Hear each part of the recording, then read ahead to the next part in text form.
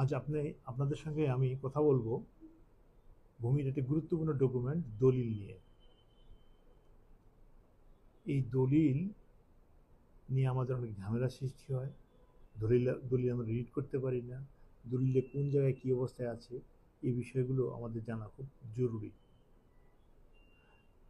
যেমন আপনি যদি একটা দলিল পেয়ে যান, এই দলিল পাওয়ার পরে আপনার করণীয় কী হবে? সেটা হয়তো আপনার বাবা রেখে গেছে বা দাদা রেখে গেছে, অনেক পুরানো বা নতুন, অথবা আপনার হাতে একটা দলিল আসলো, সেটা হয়তো আপনি একটা জমি কিনছেন। তাহলে দুই ধরনের দলিল কিন্তু দুই ধরনের প্রেক্ষাপট তৈরি করবে। প্রথম যে দলিলটা হচ্ছে যে আপনি যদি জমি কিনলেন, দলিলটা পাওয়ার পরে এটা দলিলটার সার্টিফাইড কপি নাকি মূল কপি, আপনি এটা নিয়ে মিউটেশন করা আছে কিনা, ভূমি উন্নয়ন দেওয়া আছে কিনা, এগুলো কিন্তু আপনার দায়িত্বের মধ্যে পড়ে যায়। আর প্রথম যে বিষয়টি বললাম সেটা হচ্ছে যে আপনার বাপদাদা যে দলিল রেখে যায়, সেই দলিলটা আপনার জন্য আপনি কি করবেন? প্রথমে দেখবেন যে ওই দলিলটার করসপন্ডিং যে জরিপটা, সেই জরিপটা হয়েছে কিনা, জরিপের নাম অন্তর্ভুক্ত আছে কিনা। যদি জরিপে অন্তর্ভুক্ত হয়ে থাকে তাহলে এটা একটা ভালো দিক।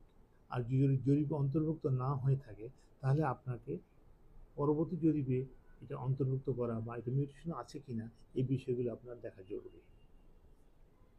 তাহলে আপনাকে কী করতে হবে? আপনার একটা নকশা নিতে হবে। নকশা নিয়ে ওই দলিল নিয়ে মাঠে যেতে হবে। মাঠে যেয়ে আপনি দেখবেন যে ওই দলিলের বর্তমান দখলদার কে, আপনি, আপনার কোনো অংশীদার বা অন্য কেউ। যদি অন্য কেউ হয়ে থাকে তাহলে আপনাকে তাকে জিজ্ঞেস করতে হবে যে ভাই, আপনি যে জমি দখল করে আছেন, আপনার ভিত্তিটা কী? সে হয়তো একটা দলিল দেবে। তাহলে আপনার বাপ দাদা যে দলিলটা রেখে গেছে, সেই দলিলটা রেখে গেছে এটা ঠিক, দলিলটা রয়ে গেছে, কিন্তু পরবর্তীতে আপনার দাদা বিক্রি করে ফেলেছেন। তাহলে ওই দলিলটা নিয়ে আপনাকে সাব রেজিস্ট্রি অফিসে যেয়ে যাচাই করতে হবে।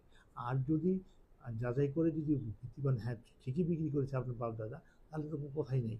আর যদি বিক্রি না থাকে তাহলে আপনার করণীয় আসে গেল, কারণ জমি আপনার।